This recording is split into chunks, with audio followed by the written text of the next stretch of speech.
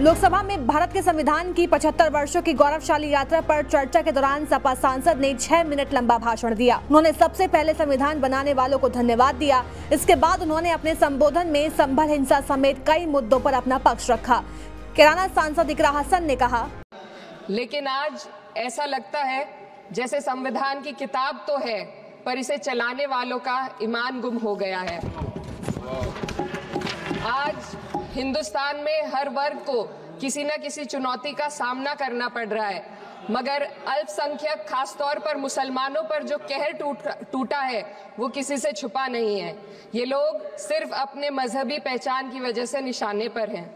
संविधान का अनुच्छेद 15 कहता है कि किसी भी नागरिक के साथ धर्म, जाति या किसी और वजह से भेदभाव नहीं होना चाहिए, लेकिन हकीकत इसके उलट है। हालात इस कदर बिगड़ चुके हैं कि hate speech, mob lynching, bulldozer द्वारा घरों को गिराने की घटनाएं आम हो गई हैं, खास तौर पर उत्तर प्रदेश में, जहां ऐसा लगता है जैसे कानून के नाम पर जंगल राज चल रहा हो।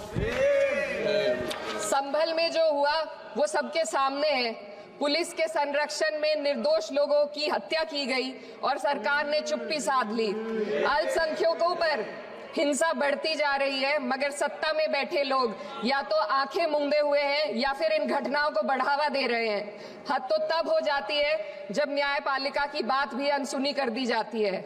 सुप्रीम कोर्ट ने मॉब लिंचिंग पर 11 सूत्रीय निर्देश जारी किए थे।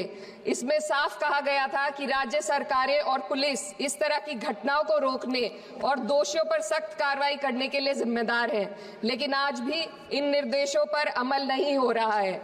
हाल ये है कि मॉब लिंचिंग को रोकने की बजाय सत्ता में बैठे लोग आग में घी डालने का काम कर रहे हैं। उनकी जुबान से ऐसी बातें निकलती हैं जो नफरत को और बढ़ावा देती है। ये अशांति अब इतनी गहराई तक फैल चुकी है कि हमारे समाज के धर्मनिरपेक्ष चरित्र पर गंभीर सवाल उठ रहे हैं। साल की शुरुआत में ही कई राज्यों में दुकानदारों को अपने नाम बोर्ड पर लगाने के लिए मजबूर किया गया। इसे सेहत और सुरक्षा के कानूनों का हिस्सा बताया गया, मगर असल मंशा कुछ और थी। ये कदम खास तौर पर मुसलमान दुकानदारों को निशाना बनाकर उठाया गया ताकि उनकी रोजी रोटी पर चोट की जाए। अब आपको बताते हैं कि बेबाकी से बात रखने वाली इकरा हसन है कौन। दरअसल जानकारी के मुताबिक सूबे की महत्वपूर्ण सीट कैराना से सांसद चुनी गई इकरा हसन की मंजिल सियासत में आना नहीं था। पारिवारिक परिस्थिति इकरा को लंदन से भारत खींच लाई। प्रोफेसर बनने का ख्वाब भी छूट गया। इकरा सियासत में उतरी तो यहाँ भी अपनी अनोखी छाप छोड़ दी है। भले ही प्रोफेसर का ख्वाब अभी अधूरा है, लेकिन अब वो विकास, महिला शिक्षा, गरीब मजलूमों को इंसाफ दिलाने का काम करेंगी।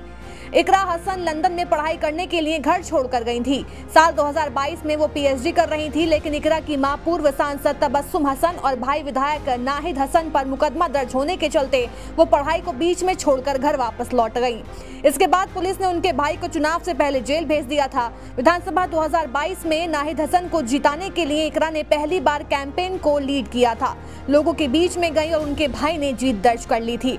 इकरा चौधरी के अनुसार कैराना लोकसभा सीट के लिए उनको प्रत्याशी बनाने को जयंत चौधरी ने अखिलेश को नाम सुझाया था। अखिलेश यादव ने 1.5 साल पहले ही उनको टिकट के लिए आश्वासन दे दिया था। इकरा ने कहा कि पार्टी ने जो भरोसा जताया था वो सफल रहा।